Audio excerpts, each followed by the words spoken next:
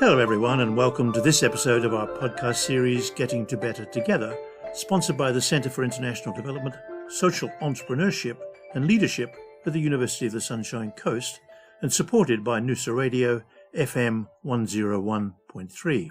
And I'm your host, Richard Borden. Before proceeding, I want to acknowledge the traditional custodians of this land, the Gubbi Gubbi people, and pay my respects to the elders past, present and emerging. Every so often, a small beam of light of good news emerges from within the pall of gloom which seems to continue to hang over us in Australia at the moment, as in so much of the rest of the world. News of some initiative or innovation literally sparks optimism at a time when everything else seems to be going backwards or downwards.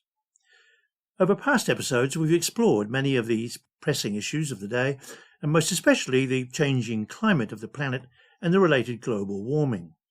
We've talked about its key features and about the appeals by the IPCC and other international and national bodies for policy, strategy, behaviour to change our reliance particularly on fossil fuel.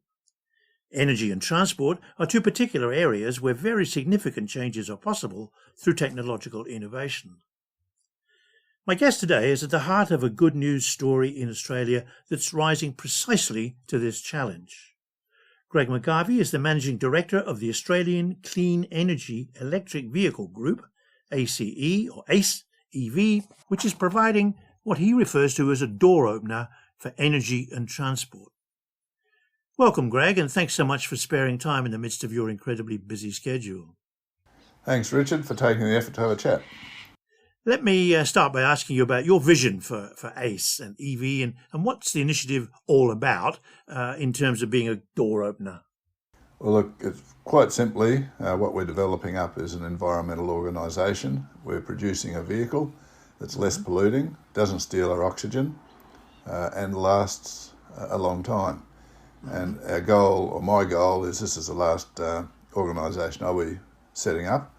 And I want to leave a legacy to my grandchildren, which includes innovation, advanced technology, advanced manufacturing, and a new suite of jobs tied around energy management, software, and cheap transport. Fantastic. That's a broad vision and a magnificent one. What happened before to bring you to this? Although I was a marine biologist, and I've always been involved with various environmental groups and set up a number of organisations here in Australia and internationally. And we had an organisation with my business partner, Will. It was called Get Green. It was an energy management company. We purposely called it Get Green. And we'd go in and see commercial operators, high-rise banks, and say that, listen, we can reduce your power bills. And we did. I mean, some of the high-rise in Melbourne, we took their power bill down 90% just by changing the way they did their lighting and other things. That was a foundation, I guess, and the next step was solar farm development, and it's during that development we talked with one of the development partners about our interest in EVs, and he then introduced us to really what's the underpinning success of this whole operation. Dr. Charles Kung out of Taiwan and Gerhard Kerr out of Stuttgart in Germany. They're now both directors of the Australian company. We don't get dictated to by Detroit or anywhere else. We dictate ourselves. Right. And how did you hear of them?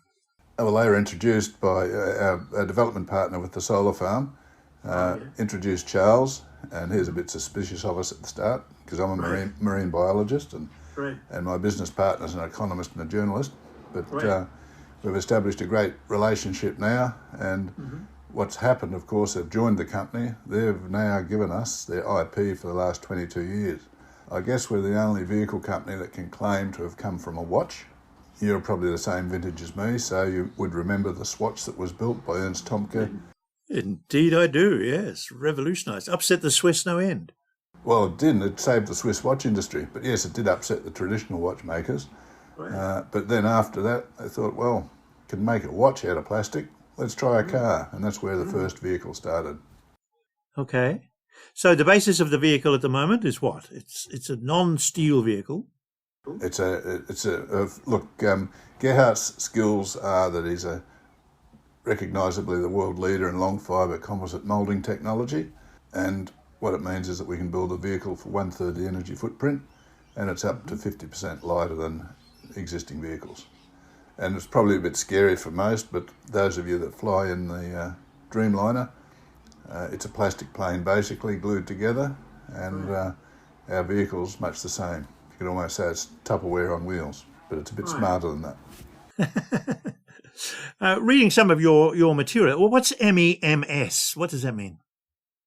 Yeah, that's our look. We got a federal government grant for $5 million. It was very unusual. We got it mainly because of the advocacy of Senator Rex Patrick, South Australian senator. He likes EVs, and I rang his office. I heard about him, and they said, "Yeah, Greg, we've been tracking you. We think it's great. We think maybe if we work hard, we might be able to get you $5 million to get you developed." And so we ended up with the $5 million, and it was issued under Australia's obligation to the Paris Agreement, and also to set up EV manufacturing in Australia, which is a long straw because only $5 million.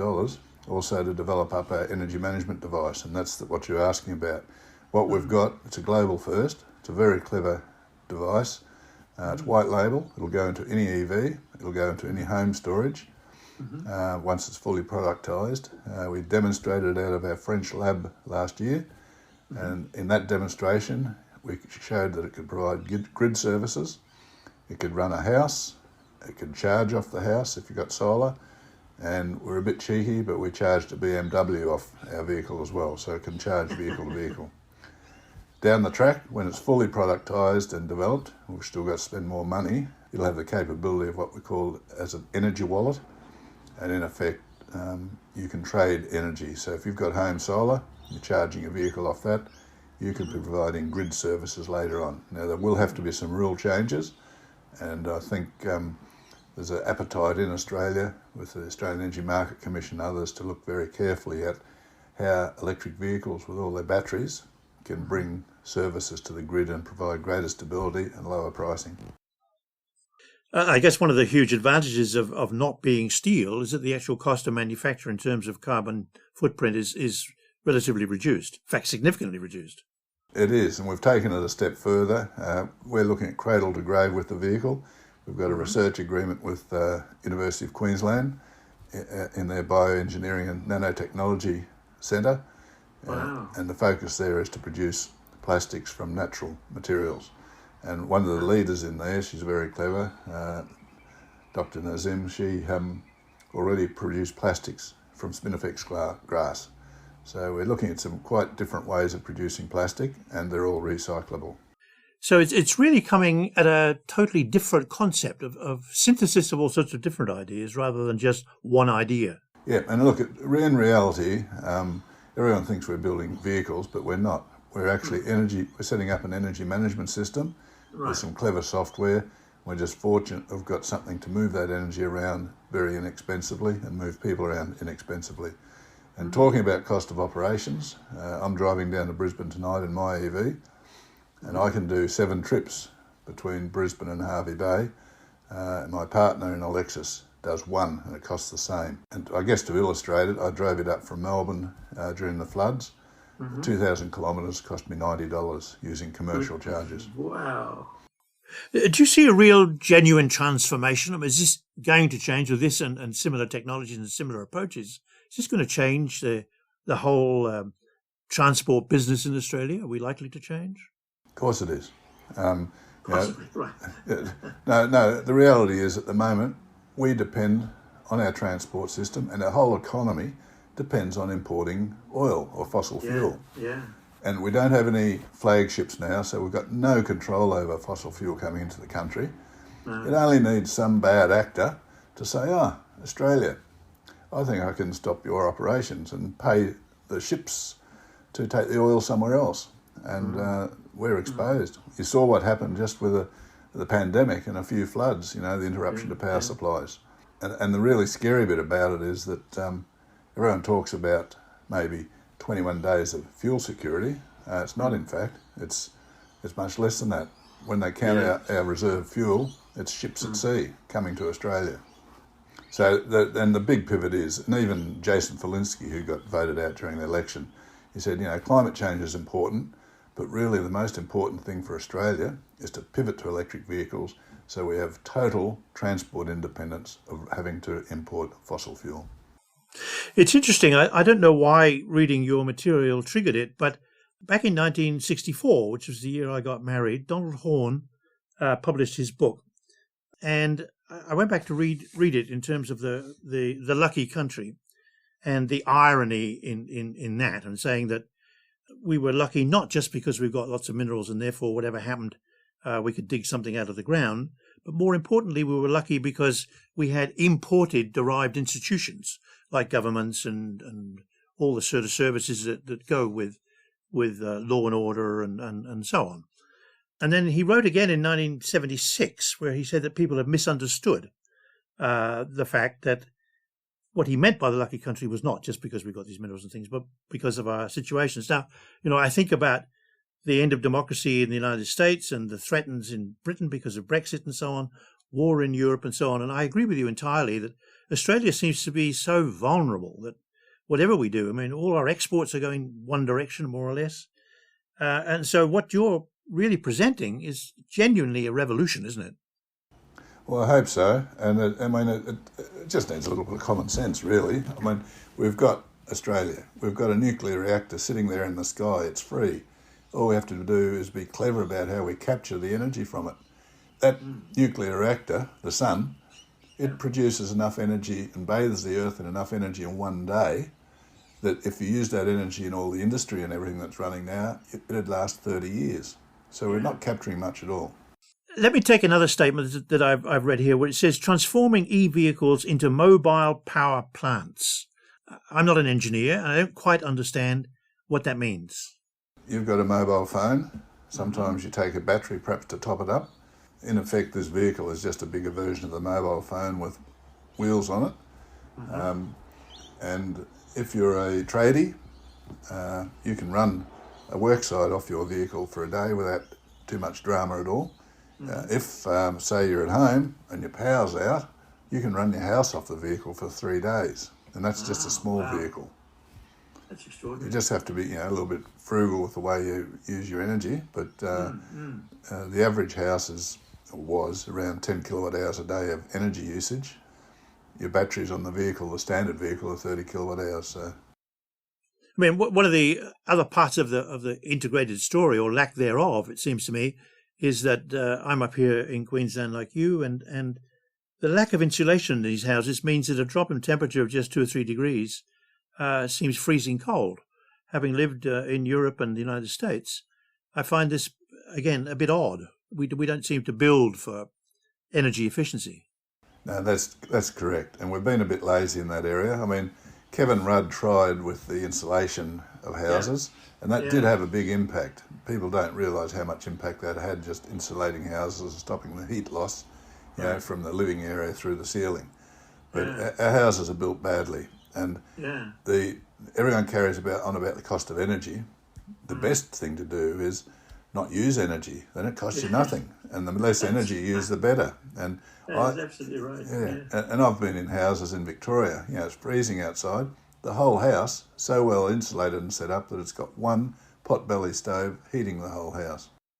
The sad thing about the Rudd initiative was how it was politicised, wasn't it? And that was such a tragedy. And I was thinking again of Donald Horne and thinking about why is it we do that? It's called the tall poppy syndrome, I guess, in some ways. But it's always that whenever we have an innovation or something that's really clever, it isn't as if we all went along and said, oh, that's a good idea, let's invest in that, rather than buying another house as a commodity. Well, I think the most damaging person in Australian politics has been Tony Abbott, with what he did. And it was just attack, no sense behind it. Our communication system in Australia is a disgrace, and the communication and transport are critical for a good, effective, efficient economy. And let's hope that the current government, the new government, can start to turn that around. But there's a lot of pressure groups and other interests out there that can tear the heart out of some good efforts and good operations. Pre-COVID, I travelled a lot internationally and was always amazed when I came back to Australia at how incredibly slow our internet access was. And I could never actually get a clear explanation of why that was so. It's politics. Well, yeah, I'd realise that. But what's it stopping? What is it stopping? Why is politics intervening in such a way? Oh, because it's just there are different interest groups there, and some of the interest groups are so shallow-minded that they think that if one party introduces it, well, it mustn't be any good, and they'll cut it down. I mean, that was Abbott's instruction to Turnbull. Chop the guts out of the NBN, can change it. And it's ended up more expensive now with a poorer service. I mean, I get so frustrated. When I travel between, Harvey Bay and Brisbane, and most of the time I'm in dead zone, so I can't do any business at all. That's extraordinary, isn't it, in Australia? God. I've worked a lot in East Africa, for instance, and you're rarely without it. It's just amazing. Yeah. There's a few eye-openers in other countries. I mean, I've been in Taiwan a number of times, and the service there is just brilliant, and it's so inexpensive compared to Australia. You've been an innovator all your life, I guess. I've had a go at a few different things, and I think this one's probably, hopefully, if everything works out as we expect, it'll be something that'll be good for Australia, or I want it good for my grandchildren in particular, because if we don't make changes now, I've seen it just in with the marine biology. 50 years ago I studied marine at James Cook. Then they were talking about the indicators showing up in the ocean with CO2 being absorbed, changing the acidity levels of the ocean. Tiny amounts, but it affects living organisms there and changes, the whole biosphere in the ocean. And it's a biosphere we've got to be careful with. And I guess I get on my platform a little bit, but you shrink the globe, our Earth, down to the size of a basketball. That ocean is a cupful of water. That ocean, that cupful of water provides 70% of our oxygen, provides the air conditioner for the Earth, it provides food. And, we've just got to be so careful with what we do with it. It's been actually protecting us from climate change because it's been absorbing so much of the CO2.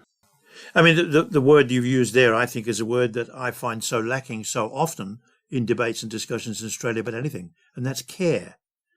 The whole notion that we should care for the ocean, we should care for other species on the planet, care for other people and so on. And it doesn't seem to be apparent in our character, except when there are emergencies, in which case Australians are quite remarkable in the way they all group together, whether it's fire or flood or whatever. No, you're true, and I think it's a little bit to do with the original systems that developed in our communities, and the way we group things, the way we do politics. But the caring side of it is it's essential for success and understanding and being able to discuss things rationally and not live your life on false facts and all the other damaging things that have got groups raging, particularly in the States, against the authorities because they think they're being misled. It's bizarre, isn't it? It's absolutely bizarre. Greg, it's been a delight hearing your story and hearing of the optimism that you hold, and let's hope that your vision makes reality. Thanks so much for your time. Really appreciate it. Not a worry, Richard. You have a good day, and thanks for your time. Thank you, you too. And thank you all for listening, and I look forward to our next episode. Till then, goodbye.